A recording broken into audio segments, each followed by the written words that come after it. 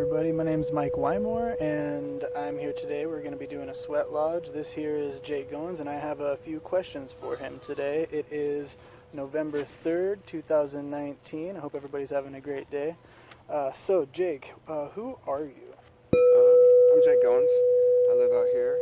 I've been hosting events out here for about 6 years. We do all different types of things out here. We do meditations and sound meditations, yoga, tai chi, but we also try to focus a lot of it. Where is here? Here is Simsui, Sola Misi, Sola Nu. It's our personal expansion retreat. We also like to think of it as healing for the healers. So we have practitioners that study all different types of things, and they come out here for healing as well. So, and we're just a place open to the public. We like to say open source spirituality, meaning that as long as you're coming from a place of love and respect, everybody's welcome. Okay. So, what is a sweat lodge exactly? Sweat lodge? Well, it's an ancient ceremony. There's lots of stories behind it. But for me, how I see sweat lodge is that everything in creation is made up of the four basic elements. Combination and mixture of all of the elements, and it creates this material world around us: earth, air, fire, water. And so for sweat lodge, what I see is we bring all these different aspects of the elements together, and we bring them into the sweat lodge, or the inipi, and it's the womb of our mother, it's the womb of earth. And so we take all the elements of creation into the womb where creation happens, and from there we go on with our ceremony. Magic happens. Yes. I like it. So, why did you start the sweat lodge? Well, I started the sweat lodge out here because I wanted a place for myself to heal at. And I know healing comes in all different forms, but for me, when I started doing sweat lodges initially, it really brought something out in me. So I started doing sweat lodges out here because I had no other place to do them at. When I first started sweat lodge, it was at a previous job where I worked at, and I volunteered for a group, and the group did sweat lodges. And I spent years doing them with this group, and I learned from elders from all across America. They would come in on a weekly basis, and they'd give classes and lessons, and every 2 to 3 weeks we do sweat lodges there. And it became something that was necessary almost. I mean, I just felt so drawn to it, and I learned so much about it that I wanted to continue doing it. And then when that place ended up closing down, I didn't know of any other place to do it, and I've been pouring sweat lodges out there for about 3 years. And an elder from one of the local tribes, he came to me, and he was in the group with us on a regular basis, and he taught me just an enormous amount of things. And he gifted me his eagle feather. And from there, I started creating this place here. What tribe was this? I'd rather not say. Okay. And so from there, I started doing sweat lodges out here. Okay. So, when did the sweat lodge here start? We're going on 6 years now. 6 years.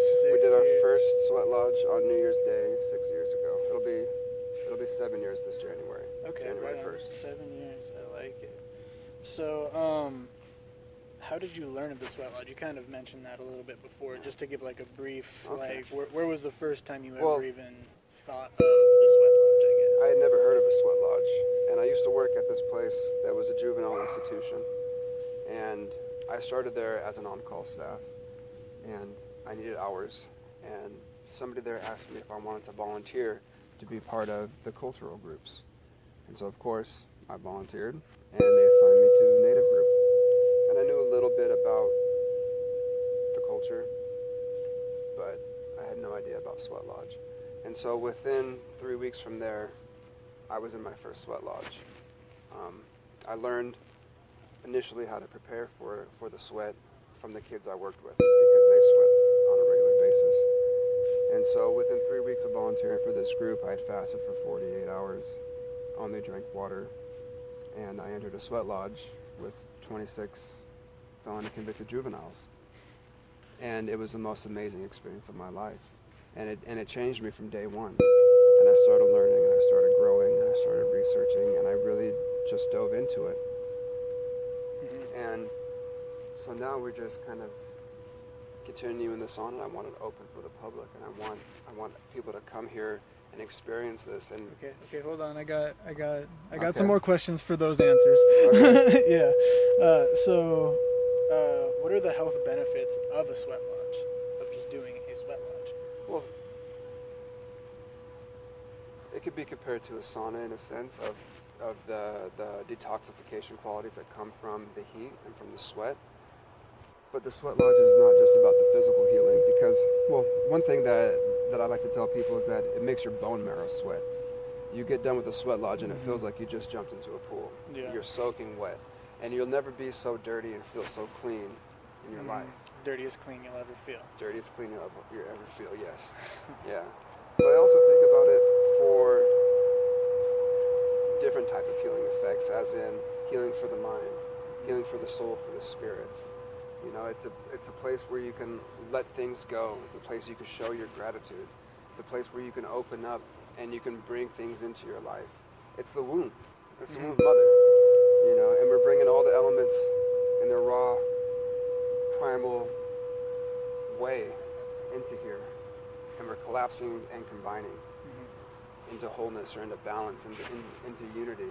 And in that space is where we let go and we show our appreciation and we bring things in. Okay. So it's definitely got its physical aspects of being health beneficial. Yes. But it also has its spiritual, quote unquote, aspects of beneficial health. Yes. So that's nice to hear. What do you do in a sweat lodge? Well, That's kind of an open question, I know. here we take stones that came out of Mount St. Helens and we cook them in a fire.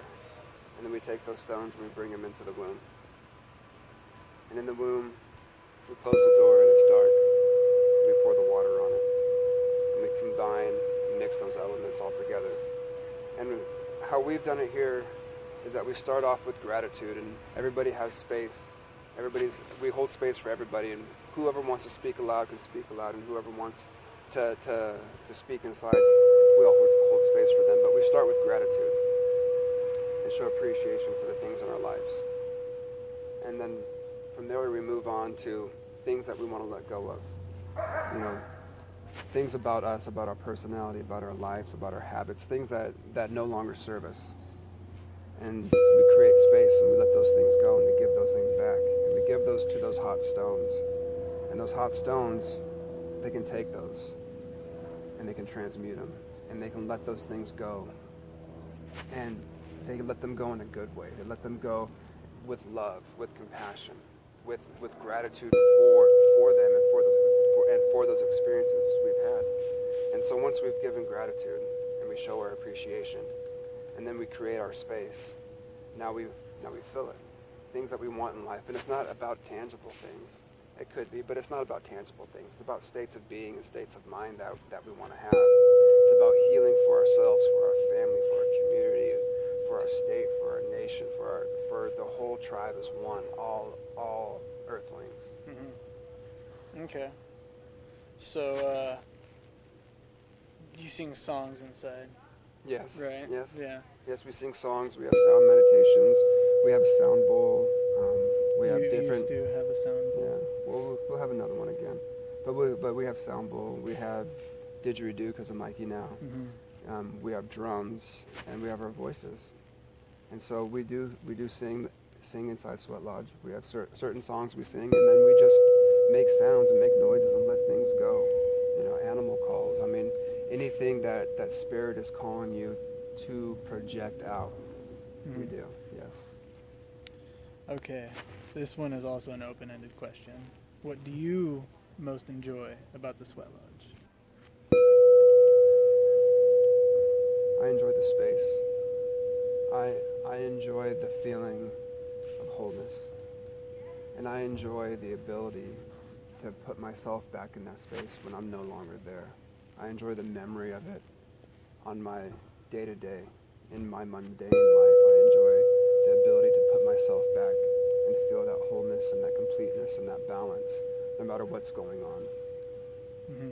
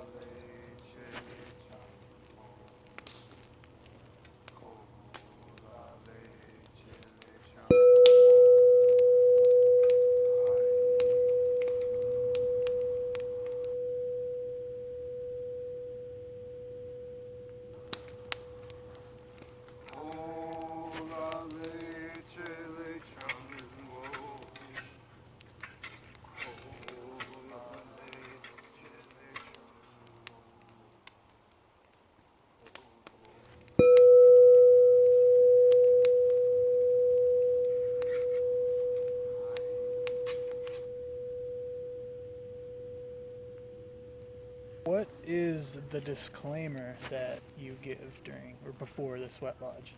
Well, I tell all of the newcomers, I tell them, if you don't want a life-changing experience, you might not want to come inside.